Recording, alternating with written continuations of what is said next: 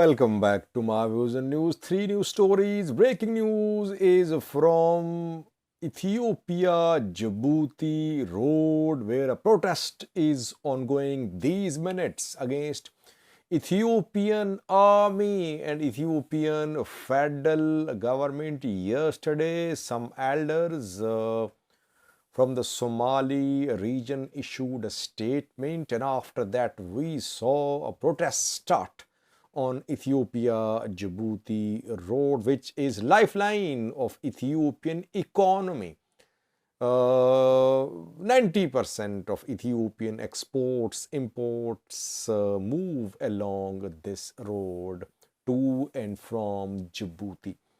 Secondly, viewers, Orthodox Church of Ethiopia has made three decisions about splinter Orthodox faction based in the Oromia region of Ethiopia. A few days ago, a meeting was held between six members of the splinter faction and Orthodox Church Archbishops Abune Abraham, Abune Petros. Now, three decisions have been made. And lastly, National Dialogue Commission of Ethiopia says that it will start national dialogue in June, and that conflict in Oromia is an obstacle to the start of this dialogue. Question is, the commission was formed last year. What has this commission been doing since its formation? Of course, commission members are being paid, budget is being allocated. Firstly, viewers, first news story is from Ethiopia Djibouti road. Afar and Somali regions of Ethiopia have long been involved in border dispute. Garbaise, Odato, Undofo have been disputed between these two regional states. And we have seen off and on clashes in and near these places. Lately, we saw that Afar forces took control of these places, Garbaise, Undafo, and Udato. And Somalis living in these three towns were displaced.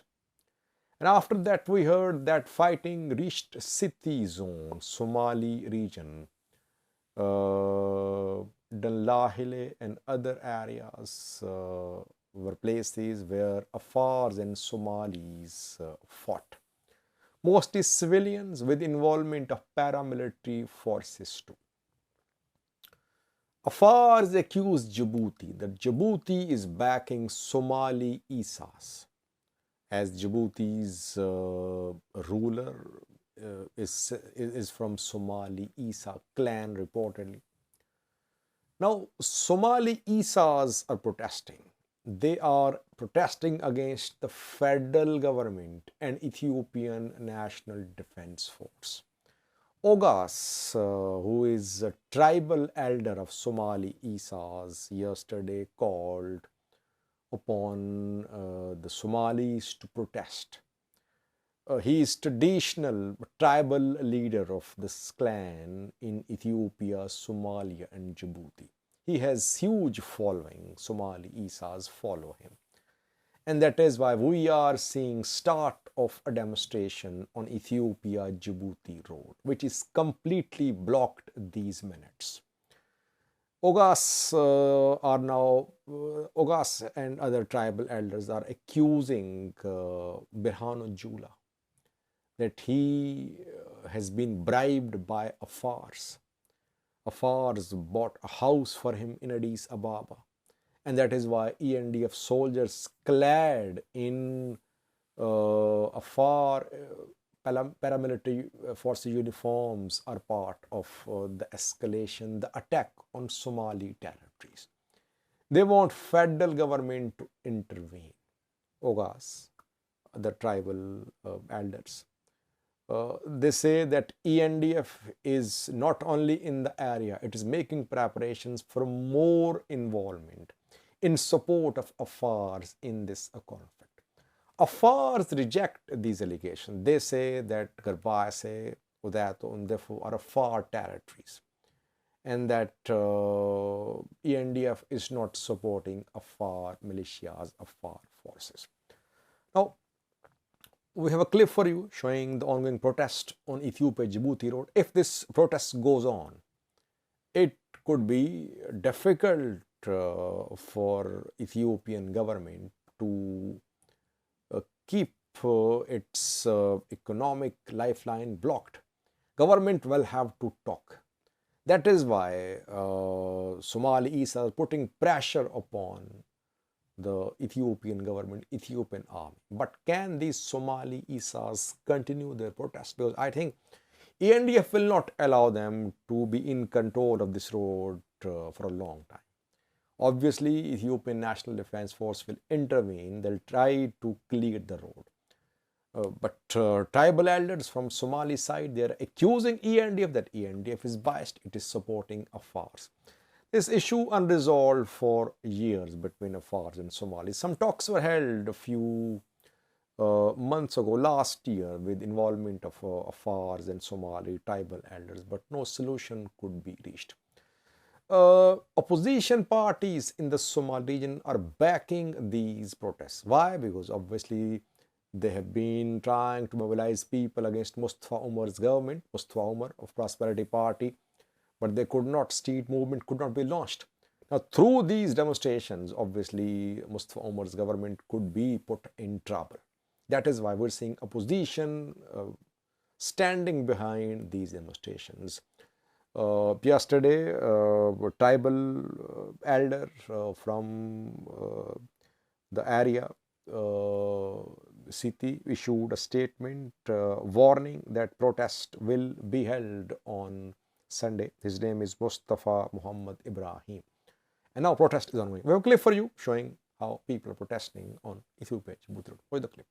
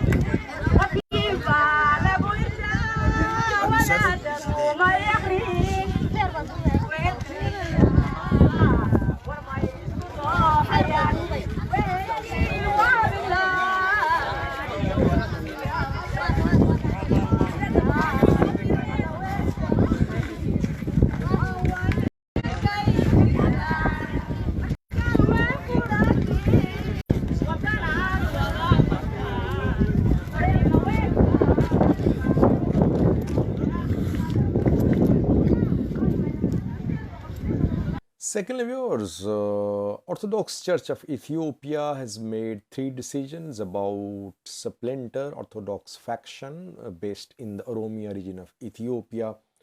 We know that 3 archbishops of this splinter faction have rejoined the church. They have been restored, their ranks restored, their titles restored, residences allotted to them are back under their control, and they're in their use. But the appointees, 24